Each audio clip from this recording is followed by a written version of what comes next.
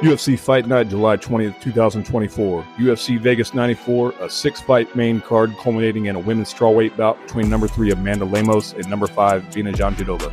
Let's get into it.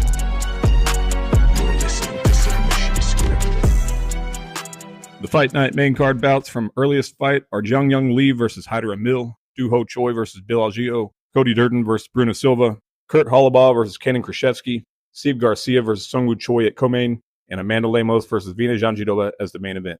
UFC Vegas 94 will go down at the UFC Apex Center in Las Vegas, Nevada. Preliminaries start at 5:30 Eastern, and the main card kicks off at 8 p.m. Eastern on ESPN+. Before we get into the fight predictions, smash that subscribe button to boost your bets for UFC, PFL, Bellator, and One Championship fights. On to the action. Jung Lee is a South Korean fighter with only one loss out of his 12-fight pro career. He hails from the Road FC promotion and entered Asia's Road to UFC path with 2 wins in 2022 and was promoted to UFC in 2023. He is currently on an 8-win streak, including 2 UFC Fight Night bouts. Jung is quick on his feet and has fairly accurate combinations, but has yet to prove himself as a contender-level fighter. He is a -192 favorite over +160 Hyder Emil. Hyder Emil is undefeated at 9-0-0 and the only Filipino fighter on the card. He is a former Bellator, LFA, and Contender Series fighter with his first and only fight at the Big Show, February 10th, 2024, where he punched out a standing TKO against Fernie Garcia. Emil is stronger and bigger than Jung and has power in his strikes to match. He has taken on fighters much larger than Jung and has no problem walking into a firefight and coming out on top. For a quick cash out, put your money on Emil. Next, we have South Korean Doo Ho Choi versus American Bill Algeo. Choi has a professional record of 14-4-1. The Korean Superboy Choi started his first 3 UFC fights like a superstar with 3 first-round knockouts, but lost steam on his next 3 fights as he was placed against more elite fighters such as Cub Swanson and Charles Jourdain. He's a technical fighter with a good knee strike to back up his jabs and leg kicks and can take a few hits while maintaining pressure. Choi will be pitted against 18-8-0 Bill Algeo. Algeo began his career as a submission artist, racking up 7 tap-outs, but has since changed his fighting style to stand-up brawler, defeating Herbert Burns by exhaustion from damage. He has a 50% win-loss record on his last 6 fights. Both fighters will fill each other out for most of the fight, with Choi at +142 and Algeo at -170. The winner will be the fighter who wants to recover from their bad record more. We'll give this one to Algeo for his larger size and ability to drop people to the mat and lock them into a submission. Moving on to the third fight of the evening. -102 Cody Durden faces off against -118 Brazilian Bulldog Bruno Silva. Durden comes in with a record of 16-5-1. Durden is a fairly balanced fighter at 6 wins by KO or TKO and 5 wins by submission. He won 4 of his last 5 fights, with his loss coming by submission on his most recent bout against Alimbekov.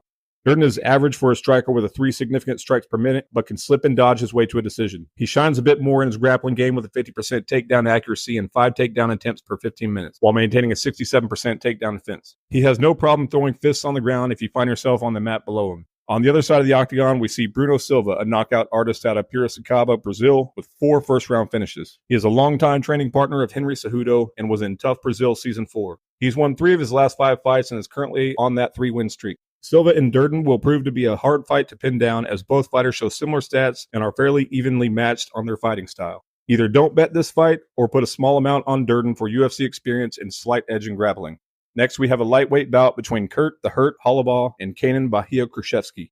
Holobaugh was a former UFC fighter who was let go, moved to Tough Season 31 under Team Chandler, and won his way back to the UFC. He is currently listed as a +110 underdog and has 1 win, 1 loss in his return to the UFC. His boxing game is fair, but Holobaugh doesn't protect his head. He is currently listed as a +110 dog, perhaps for that reason.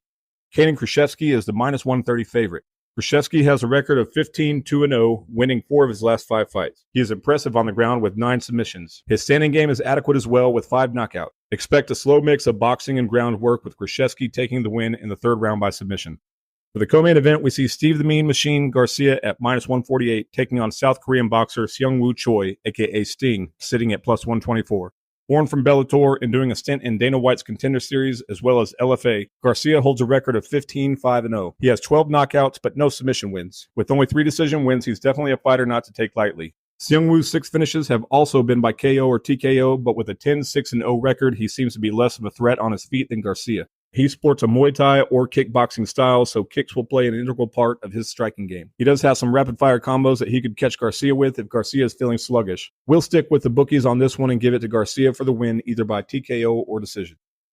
We've come to the main event of the card. Before we reveal our pick for the strawweight clash, tap the like button and throw an armbar on the subscribe button so we can deliver some more winning predictions your way.